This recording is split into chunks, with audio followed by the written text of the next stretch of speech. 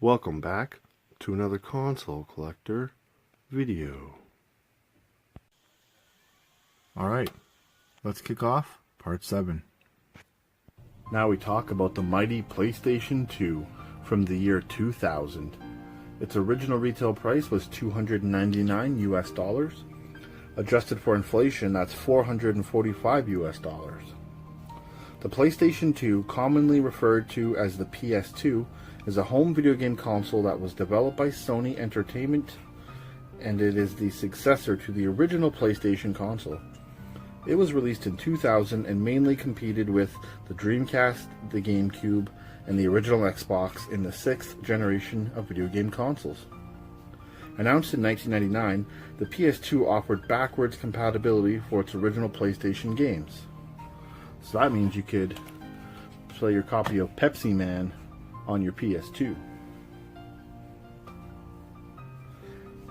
The PlayStation 2 is the best-selling video game console of all time, selling over 155 million units.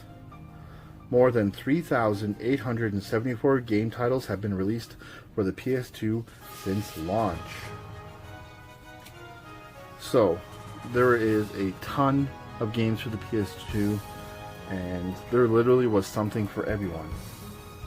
Some games on the PS2 that are basically legendary at this point are things like Grand Theft Auto 3. This game really launched Grand Theft Auto into the mainstream. Without the success of this game, there'd be no GTA 5. The PS2 used standard discs as well. So yeah, Grand Theft Auto 3 really is a staple for the PS2. Other great games on the PS2, for instance, like Kingdom Hearts and Kingdom Hearts 2, this series actually debuted on the PS2. Hard to believe, but yeah, Kingdom Hearts 1 and 2 originally came out on the PS2. Now, the PS2 has a huge amount of good survival horror games, and if you're a fan of horror games like myself, the PS2 is definitely the place to go. So I just want to show some of the awesome horror games that came out on the PS2 real quick here. You got stuff like Silent Hill 2, Silent Hill 3, Silent Hill 4, The Room, the very scary Fatal Frame 2. Definitely 2 is very scary, the scariest of the trilogy. Fatal Frame 3, Clock Tower 3, and then there's 3 games on the PS2 called the Horror Trifecta. Basically 3 very rare, very scary games on the PS2, and this is the Horror Trifecta. There's Haunting Ground,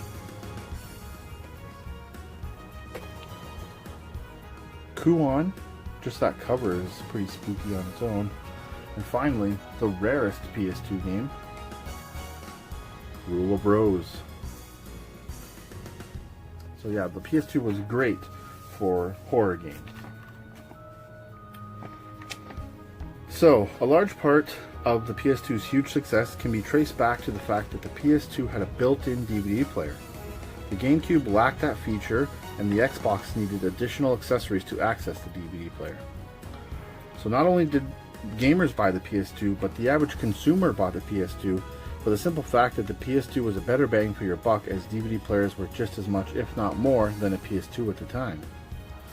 So that means when you're tired of gaming and you want to just relax to a movie or a show, you could pop in your Mighty Morphin Power Rangers and watch that. Or Are You Afraid of the Dark season? So that was really one of the biggest selling points of the PS2, was being able to play games and DVDs. Even with the release of its successor, the PS3, in November 2006, the PS2 remained popular well into the 7th generation and continued to be produced until January 2013. That's a 13-year run on this console.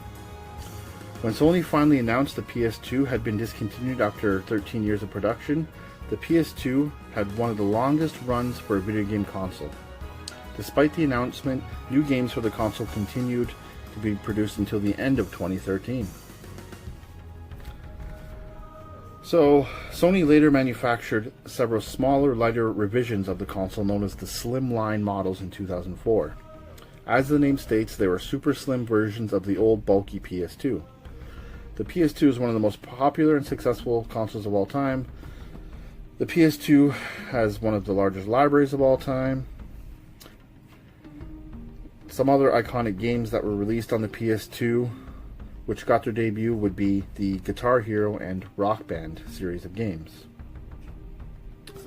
The PS2 used a upgraded version of the DualShock 2 from the PS1. So that's this guy here. Again, this is a variant. It's a clear blue. But there was all sorts of colors, such as this platinum silver. Then you got your analog sticks. You got 4 shoulder buttons. Pretty good, tried, tested, and true controllers. Even to this day, you can see that this looks very similar to a PS4 controller. Goes back to the old saying: if it ain't broken, don't fix it. So that's for the big bulky console. This is it. We used memory cards like so. Now you could either lay it down flat like this, and you can actually twist this little PlayStation logo. So depending on how your setup is, it could be flat or it can stand up like so. Very large. The main power buttons here. Expansion bay. This was for the online network adapter. Yes, the PS2 actually could go online. My personal experiences, it was terrible. I used to play Need for Speed online with this thing, and it was laggy. So, like I mentioned before, in 2004, the PlayStation 2 got a slimline model, and they came in a variety of colors. This is the standard black PS2 Slim. Instead of a tray loading console like this one, this is now a top loader. So less problems with the drive. You still got your memory card slots, controller slots, USB, power button. So yeah, in comparison, quite the difference. These PS2s are basically bulletproof and they last forever. Both of these consoles are my original consoles I bought when I was younger. So, and they're still alive and kicking today. So that's really a testament to their quality. So to finish it off, here's a couple of the variants of the Slims. There's this platinum silver and this stone white. And there's 2 other versions. There's a red one that was only released in Japan, which I do not have, but my favorite color of the PS2 Slims is this pink PS2. And all of these Slims came with matching controllers. So pink, black, silver, white, and then the 5th red, which is not seen. So that is the mighty PlayStation 2 from the year 2000. Now it's time for my personal favorite video game console of all time, the Nintendo GameCube from 2001. It was originally priced at $199 US. Adjusted for inflation, that's $285 US. The GameCube is a video game home console released by Nintendo in North America in 2001. It's the 6th generation console, and it is the successor to the N64 and heavily competed with Sony's PS2 and Microsoft's original Xbox. The GameCube was the first Nintendo console to use optical discs instead of cartridges. The discs are in the mini DVD format. The console supports online gaming for a small number of games via the broadband or modem adapter, and it connects to the Game Boy Advance via the link cable, allowing players to access exclusive in-game features using the handheld as a second screen and controller. Several games took advantage of the GBA connection, such as Animal Crossing and The Legend of Zelda 4 Swords Adventure. So, this is the Game Boy Advance, the GameCube adapter. You plug this end into your GameCube, this end into your Game Boy Advance, like so. Just on the top of your Game Boy Advance, clicking like so, and then this would be your second screen and controller. Just release the tabs here and pull it back out. Now, it was also compatible with the Game Boy Advance SP. This here is the broadband adapter. So basically, it would click into the bottom of your GameCube, and then you could connect your Ethernet cable right in there. So the GameCube was online, just not with many games. Overall reception of the GameCube was generally positive. The console was praised for its controller, extensive software library, and high-quality games, but it was criticized for its exterior design such as the handle and the childish-looking lunchbox design, and the lack of features such as DVD playbacks as seen in the PS2. The GameCube was discontinued in 2007 after a total of 554 unique titles were released on the system. Its successor, the Wii, seen some models which were backwards compatible with most GameCube software. So this is the GameCube itself. This is the Platinum version. It's got a nice jewel on top. It's got the power button, reset, and then the open tray here. This light would light up orange when it's powered on. It is a top-loading system. And then you got 4 controller ports here. Got memory cards. And you got some exhaust ports on the sides. Now, earlier models of the GameCube had digital out, which used component cables, and then there's just the standard red, white, and yellow AV cables here, and then your power source. Another vent. You can see the handle here. This particular GameCube is actually my original one that I bought in 2001, so that's why it looks a little rough. So the GameCube came in a variety of colors. In North America, we only saw 3 console variations: Indigo, which was purple, black, and platinum. Several other colors and special editions were released worldwide, the most notable being the elusive Panasonic Q. The Japanese-only GameCube that featured DVD playback, as well as full GameCube compatibility. The unit didn't resemble a standard GameCube as the Q was much larger, had a beautiful mirror finish face, as well as light-up controller ports and a display screen. So I happen to have a Panasonic Cube right here. And in comparison, you can see it's much larger and much longer and taller. So the Q was from Japan only, and yes, it played DVDs. On the front here, you got your 4 controller ports which light up. Instead of being a top loader, it actually is a tray loader, front loader. You can see it has a beautiful mirror finish. At the top here, you got your DVD control buttons here, pause, play. This little screen lights up and shows you information. Here you got a number of buttons here. As well as here you can see the GameCube logo. The game button, which would switch between DVD and GameCube, open and close. Then you got your fan here, and on the back there's a plethora of connections. This only supported actual digital AV out with the component cable, unless you use just standard RCA cables there. But yeah, this thing is quite massive, heavy, but it sure is beautiful.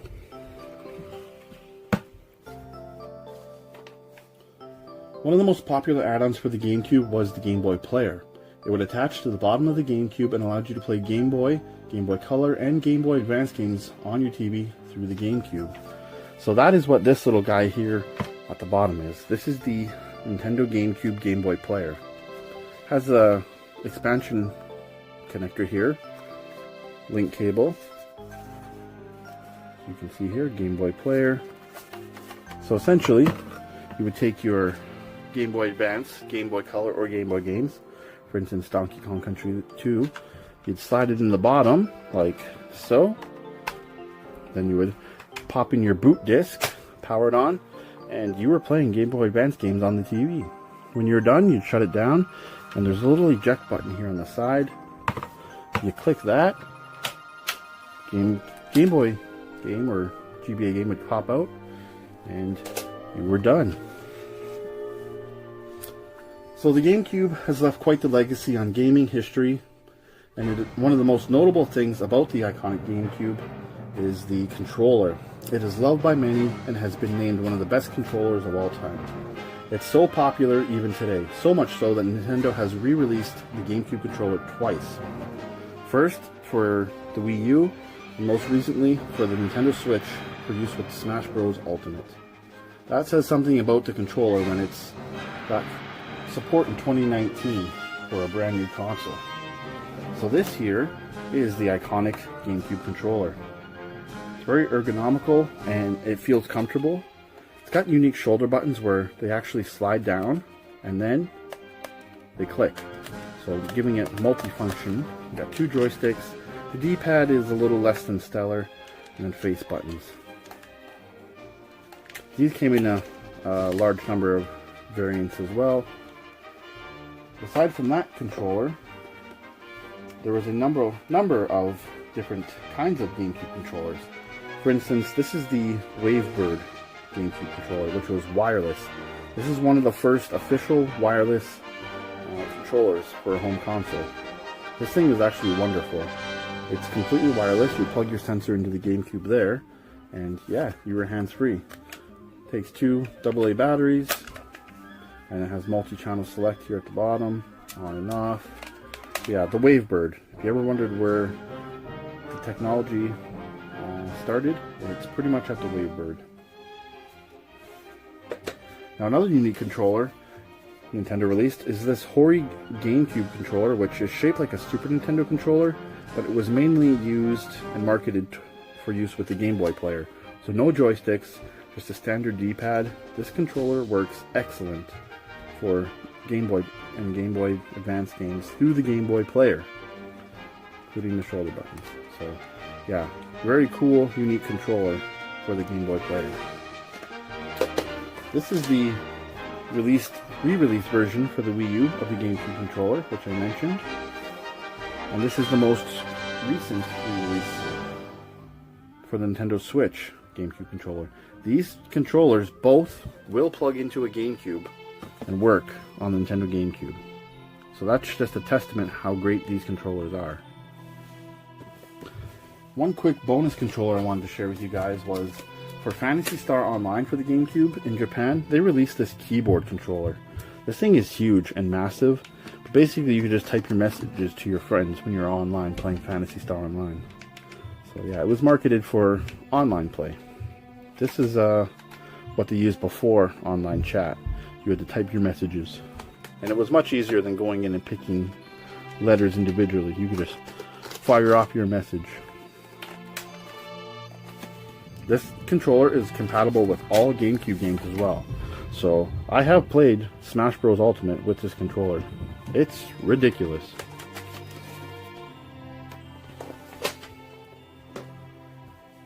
Alright, so the GameCube saw games like Metroid Prime and The Legend of Zelda Wind Waker appear on the console. 2 games that met harsh criticism at launch due to them straying away from their traditional gameplay and looks. Super Smash Bros. Melee was also released on the GameCube and is still widely played today in 2019. Games like Pikmin and Luigi's Mansion both made their series debuts on the Nintendo GameCube. Games like Resident Evil 4 and Paper Mario Thousand Year Door came out on the GameCube and are both regarded as the best games in their respected series. Now let's take a look at the games. So here's what a standard GameCube case looks like. Some unique things about the GameCube is some of them actually came in dual discs. Because of the mini DVD format, they couldn't hold as much as a standard disc like a PS2 game or an original Xbox game. So they had to break the game up into 2 mini discs. So yeah, they're cute. They do the job. Yeah, that's what they look like. And as mentioned here, some popular hits like Pikmin debuted on the GameCube, and Super Smash Bros. Melee, regarded as one of the best Smash Bros. Games, also was on the GameCube. Alright, so let's wrap it up with the rarest game on the GameCube. It is a toss-up between NCAA College Basketball 2K3 and Cubics Robots for Everyone. So these two are considered the rarest GameCube games. They're very low print. I know they don't look like anything fancy, but yeah, they're very rare. Less than 5,000 copies were known to be printed in North America. The best seller on the GameCube was Super Smash Bros. Melee. People bought a GameCube for this game. And the final game released was Madden NFL 2008. Alright, so that's going to wrap up the Nintendo GameCube from 2001. Up now is Microsoft's debut home console, the original Xbox from 2001. Its original retail price was $299 US. Adjusted for inflation, that's $429 US. The Xbox was a home video game console, and it was the first of the Xbox series of consoles manufactured by Microsoft and released in November 2001 in North America. Microsoft's first time in the gaming console market, it competed with the Dreamcast, PS2, and the Nintendo GameCube.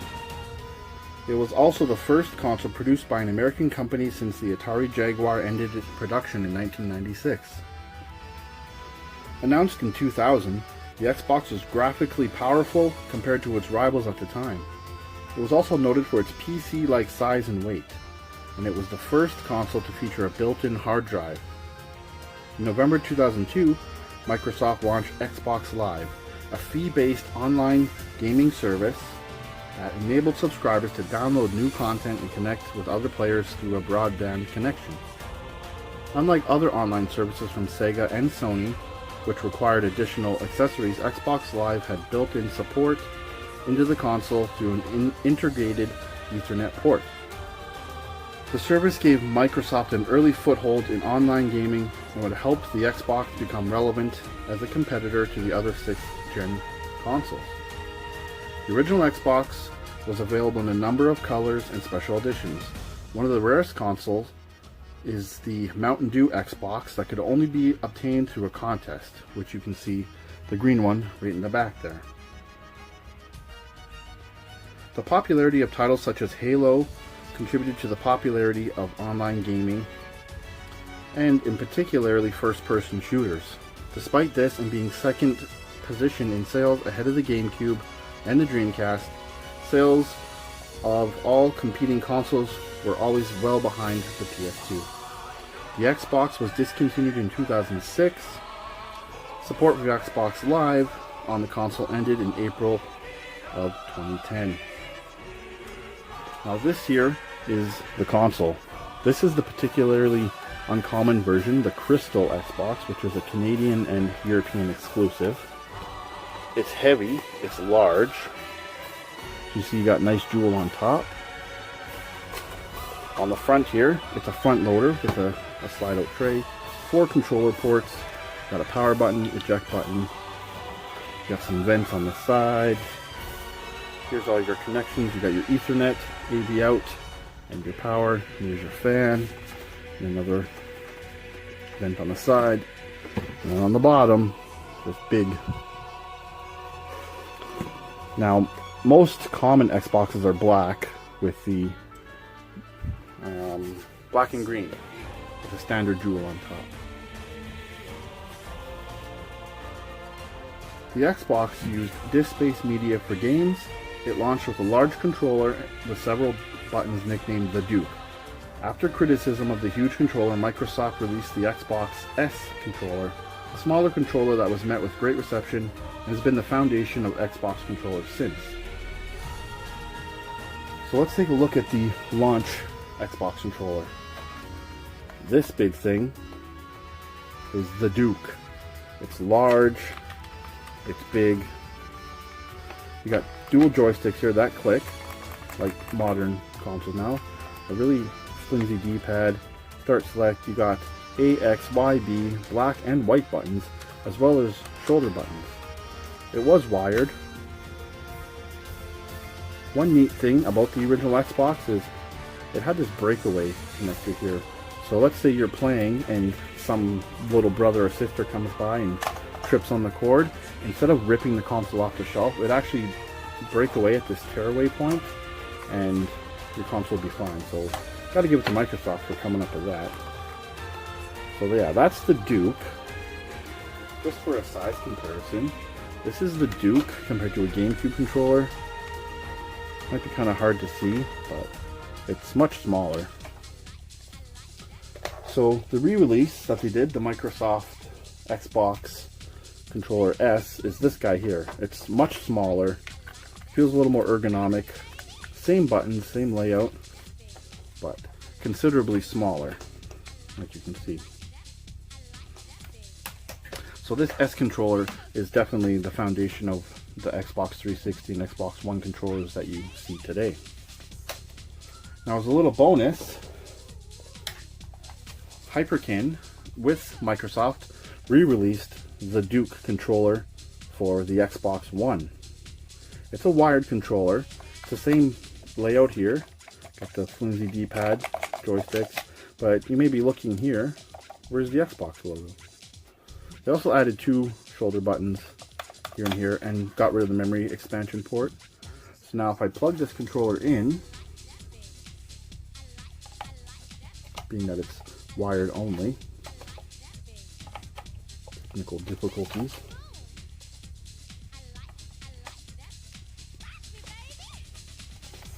There. If you look carefully, as you plug it in, it's actually got a little mini screen in there that displays the original Xbox startup logo, which is really cool. So yeah, this is compatible with Windows and Xbox One now. It's identical to the original Duke in the layout.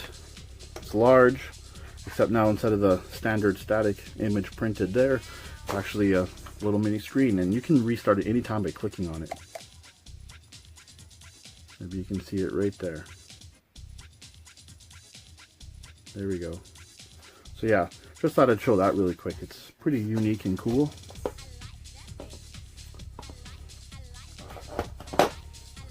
So let's talk about the game's media. They came in standard cases like so. Like this.